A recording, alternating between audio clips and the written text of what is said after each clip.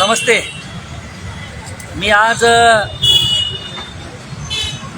विश्वरत्न भारतरत्न बाबासाहेब आंबेडकरांनी जो सर्वसामान्य ह्या देशातील नागरिकांना जो अधिकार दिलेला आहे त्या अधिकाराचा वापर करत मी आज ह्या ठिकाणी सोलापूर शहरातील अवैध धंदे चालवणारे तसेच अवैध धंद्यांना पाठीशी घालणारे सन्माननीय पोलीस आयुक्तांच्या नावे दरमहा अवैध धंदेवाल्याकडून हप्ता वसुली करणारे बाळासाहेब रामदास गायकवाड ASI पोलीस उपायुक्तांच्या नावे ह्या सोलापूर शहरातील अवैध धंद्याची वसुली करणारे भागवत शिंदे पोलीस हवालदार, राजू चव्हाण हे एक पोलीस हवालदार यांच्या विरोधामध्ये मी गेल्या 15 ते 18 दिवसापासून एक सोलापुरातील सामान्य नागरिक म्हणून एक सामान्य युवक म्हणून ह्या ठिकाणी मी लढत आहे।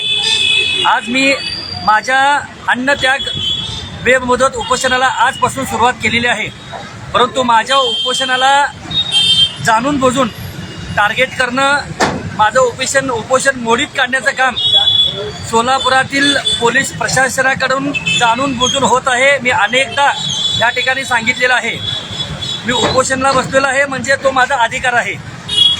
मला बाबासाहेबांनी जो अधिकार दिलेला आहे, संविधान काय सांगतो, कायदा काय सांगतो, त्या कायद्याचा वापर करीत मी ह्या ठिकाणी बेमुदत अन्नत्याग उपोषणाला बसलेला आहे।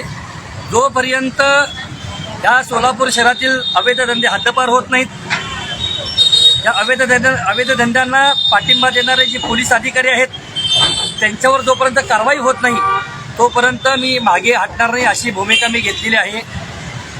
सोलापूर शहरामध्ये तत्कालीन पोलीस आयुक्त म्हणून अंकुश शिंदे साहेबांनी बाळासाहेब रामदास गायकवाड ASI वाचक शाखा या अधिकाऱ्याला बडतर्फ केलं गेलं होतं।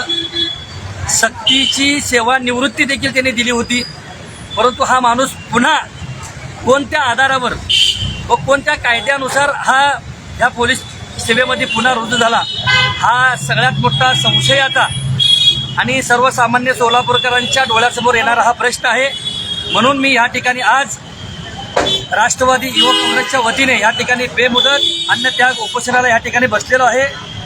माझी राज्याच्या मुख्यमंत्र्यांना विनंती आहे की जर आपण सोलापूरसाठी फक्त एखादा तास जरी तुम्ही दिला तर या सोलापूर शहरामध्ये जे पोलीस वसूलदार अवैध धंद्यापासून वसुली करणारे जे पोलीस वसूलदार आहेत त्यांनी आतापर्यंत शेकडो कोटी रुपयाची माया ह्या ठिकाणी जमवलेली आहे। आज अशा अधिकाऱ्यांना सेवेतून बडतर्फ करणे, त्यांना कायमचं घरी बसवणं ही सोलापूरची जनता तुमच्याकडे एक विनंती करते। त्या आशेने आज मी राज्याच्या मुख्यमंत्र्यांवर माझा पूर्ण विश्वास आहे। राज्याचे मुख्यमंत्री सन्माननीय देवेंद्र फडणवीस साहेब हे नक्की मला न्याय देतील असा मला विश्वास आहे। परंतु गेल्या 15 ते 18 दिवसापासून मी निवेदन दिलो, स्मरणपत्र दिलो। सोलापूर जिल्ह्याचे कर्तव्यदक्ष पालकमंत्री सन्माननीय जयाभाऊ यांना देखील त्या ठिकाणी मी निवेदन दिलेलं आहे। जयाभाऊंवर माझा पूर्ण विश्वास होता, कारण की जयाभाऊ मला माहीत आहेत की आदरणीय देवेंद्र फडणवीस साहेबांचे लाडके मंत्री म्हणून ते महाराष्ट्रामध्ये परिचित आहेत। आदरणीय देवेंद्र फडणवीस साहेबांच्याकडे असलेलं जे गृह खातं आहे त्या गृह खात्याला कोणत्याही पद्धतीचा कलंक लागणार नाही अशा पद्धतीची भूमिका घेणारे म्हणून मी सोलापूरचे पालकमंत्री जयकुमार भाऊ गोरे यांच्याकडे बघत होतो। परंतु भाऊ, तुम्हाला कुणीतरी चुकीचं माहिती दिलेली आहे।